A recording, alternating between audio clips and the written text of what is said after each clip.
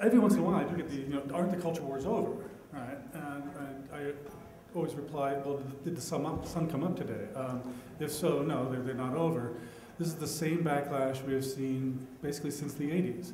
But there are two really important differences between the sort of PC wars we saw in the 90s and the kind of thing we're seeing now, and that's what I want to talk about. First of all, the rights culture warriors, as we know, don't go home. They don't say, okay, we got Guinier, we got Van Jones, we're done, that's enough for the day. So my warnings back in the day, for me, a lot of this started with the Ilana Guinier mess. My warnings to scientists back in the 90s were something like this: mis wingnuts es su wingnuts. It is one seamless garment of wingnuttery we are dealing with, and you're not on the agenda yet, but I promise you, you will be. And the scientists replied, for the most part, no, it's you crazy artists and humanists with your queer this and your piss Christ that, and your deconstructing the other, that are making it tough for all of us. Now the relation, they had some grain of truth, the relation between sciences and the humanities, I'm talking mainly about higher education, but it affects the K-12 system as well, and this is also true in Texas. I mean, there's the struggles over the board, but then there's also this other wingnut initiative to have all faculty at all public universities in Texas post everything about their courses so that the liberal bias can be seen and readily accessible. What was going on in the 90s was that some humanists were launching these sort of social critiques of science, and I think they were largely necessary. They went something like this: look, aerodynamics is a matter of physics, okay? But the building of aircraft and spacecraft is a profoundly social and political enterprise.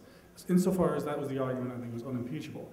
But then along with it came some usual sort of academic left blanket denunciations of Western Enlightenment this and Western rationalist that. And again, I have some tolerance for that as well. I think of the critiques of the Enlightenment are for me very much like Thurgood Marshall's critique of the Constitution. It needed to be done. It wasn't a perfect document. The Enlightenment did not go far enough. It needed more enlightenment, it needed revision. Okay, but some of these sweeping rejections of the past 2 centuries of Western science and rationality were made with no awareness whatsoever that they could win applause from the wrong quarter, and that these arguments would come back to bite us when they're used against us by creationists and fundamentalists. If you're interested in this aspect of the last 20 years, I think the best book is Indian biochemist Meera Nanda, who her book is Prophets Looking Backward. And it's about how Hindu fundamentalists have used the academic left's arguments about science and rationality against the left. So, these days I say there should be rapprochement between the sciences and the humanities. The sciences should come up to me and say, Michael, you were right. Yeah, they came for you first, and they came for evolution and climatology next.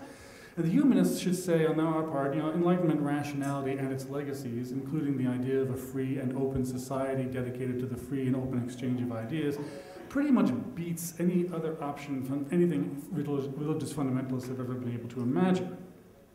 Here's the difference, though. Back in the 90s, think of the controversy, if you were there, or if you heard of it, the controversy over the Smithsonian's exhibit on the Enola Gay. This is the mid-90s. Okay, I see some nods. This caused massive flip-out, all the way up to Congress. By no means were we going to have an exhibit in the Smithsonian that debated the morality of dropping the nuclear bomb on Japan. Despite the fact that in the late 40s, this was a perfectly legitimate topic even for Republicans, because of course it was a Democrat who dropped the damn bomb in the first place. 2 bombs, okay. Now, of course, this was verboten, and the exhibit was scotched. And I called this at the time basically an effort to unthink the thinkable. It was once okay to talk about this, but now it is completely off the agenda. And then there are new things to be put on the agenda, like squicky things like gender and sexuality, and that shouldn't be put on the agenda at all.